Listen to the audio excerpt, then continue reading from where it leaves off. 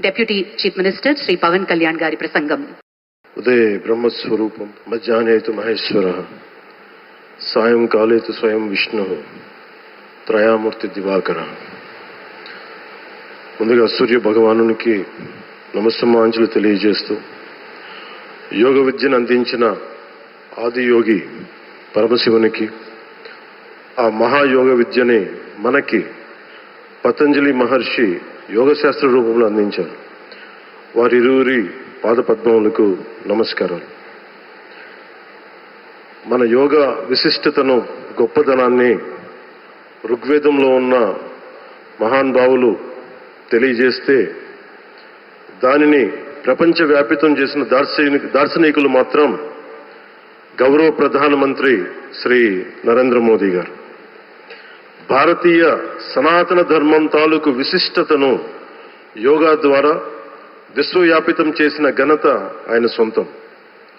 యోగా సాధకులు ఎంతటి దృఢచిత్తాన్ని కలిగి ఉంటారు, ఒత్తిడి జయించి సంకల్ప సాధకులుగా ఎలా నిలబడతారన్న దానికి కూడా మన గౌరవ ప్రధాని శ్రీ మోదీజీ గారు నిలువెత్తు ఉదాహరణ.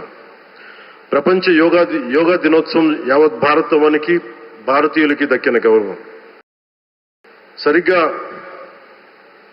ఒక 2014లో అప్పుడే ఐక్యరాజ్య సమితిలో గౌరవ ప్రధానమంత్రి మోదీ గారు ప్రవేశపెట్టినప్పుడు దాదాపు 177 దేశాలు ఈ రెజల్యూషన్కి మద్దతు పలికినాయి.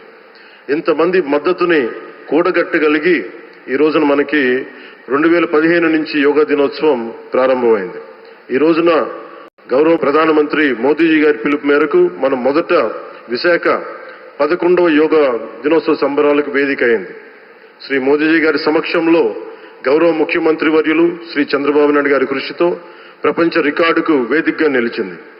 విశ్వనరులు మోదీజీ గారి పిలుపు మేరకు యోగా ఒక వన్ ఎర్త్ వన్ హెల్త్, ఈ ఆరోగ్యం థీమ్ని ఈ వేదిక నుంచి ప్రతి ఒక్కరూ ముందుకు తీసుకెళ్లాలని మనస్ఫూర్తిగా కోరుకుంటూ, ఇక్కడ ఆసీనులైన మీ అందరికీ, ఇక్కడికి వచ్చేసిన ప్రతి ఒక్కరికి కూడా పేరు పేరున నా హృదయపూర్వక వందనాలు, నమస్కారాలు.